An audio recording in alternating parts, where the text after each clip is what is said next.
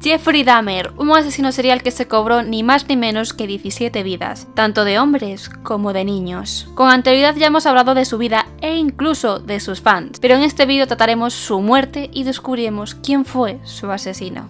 Bienvenidos, soy Diseccionando Mentes del Mal, un canal dedicado a temas un tanto delicados y no del agrado de cualquiera. Como mencionamos con anterioridad en otros vídeos, cuyo visionado te aconsejamos, el nombre de Jeffrey Dahmer ha vuelto a dar de qué hablar incluso 28 años después de su muerte, precisamente gracias a la plataforma de Netflix, concretamente con una serie que con tan solo 10 episodios nos consiguen narrar la historia y muerte de este asesino serial.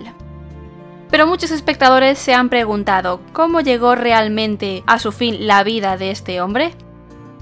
La vida de Jeffrey Dahmer llegaría a su fin el 28 de noviembre del año 1994, cuando este tan solo tenía 34 años. Cabe destacar que este hombre solo llevaba un poco más de 3 años entre rejas. Dahmer había sido condenado a 15 cadenas perpetuas por sus crímenes.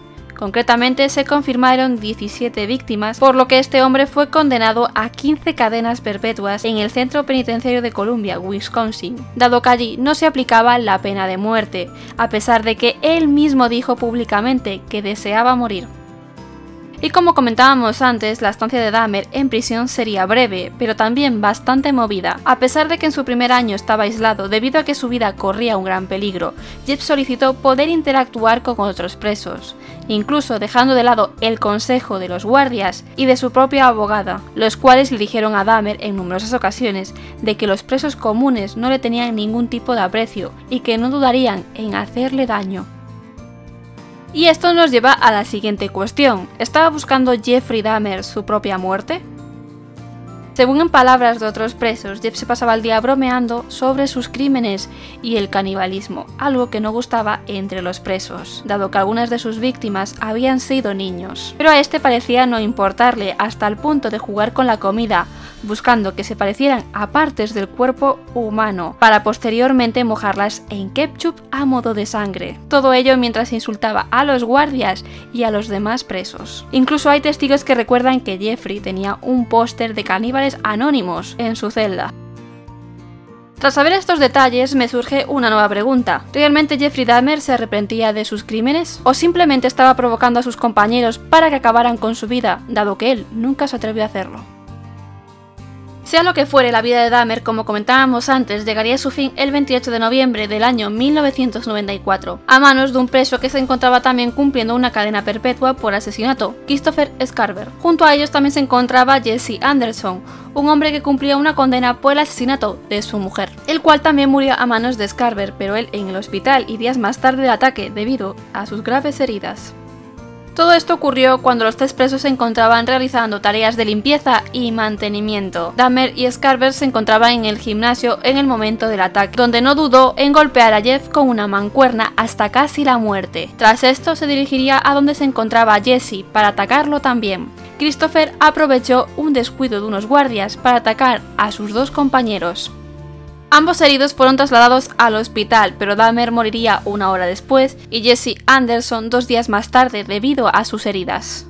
Así es como Christopher Scarver se cobró 2 vidas más, aumentando con ello su condena inicial. Las causas del ataque a día de hoy se desconocen, aunque sí que es cierto que por aquel entonces Scarver se encontraba en un tratamiento, estaba siendo medicado con antipsicóticos. Aunque en un principio se dijo que había cometido los crímenes porque Dios así se lo había pedido, ya sería en el año 2015 cuando confesó en una entrevista al New York Post que Dahmer había sobrepasado la línea con algunas personas, entre ellas prisioneros y personal de la prisión. Incluso añadió que algunas personas que están en prisión realmente se encontraban arrepentidas, pero que él no era una de esas personas. Incluso corroboró que Dahmer hacía bromas sobre el canibalismo y con la comida, como mencionábamos anteriormente. Otra declaración de Scarver fue la siguiente: "Creo que los funcionarios tuvieron algo que ver con lo que sucedió aquel día", dando a entender que estos desaparecieron a propósito debido a que también se encontraban cansados del comportamiento de Dahmer. Como comentábamos en un principio, hubo numerosas teorías, dado que muchas de las víctimas de Dahmer eran hombres negros. Incluso Anderson había acusado a 2 hombres afroamericanos de haber matado a su esposa, y posteriormente se descubrió que había sido él.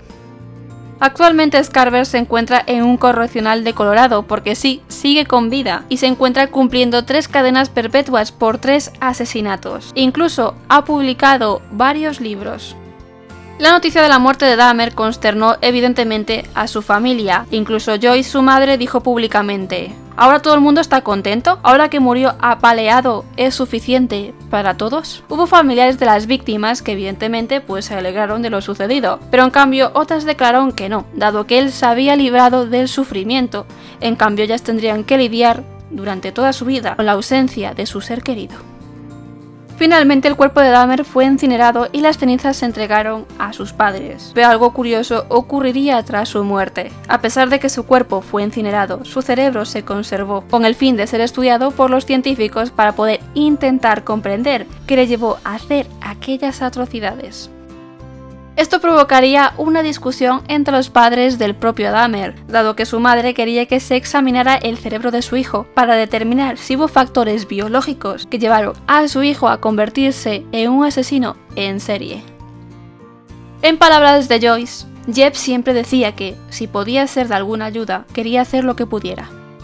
En cambio su padre decía que quería seguir la voluntad de su hijo, y que sus restos, todos ellos, debían ser incinerados, para así también dejar atrás todo lo ocurrido.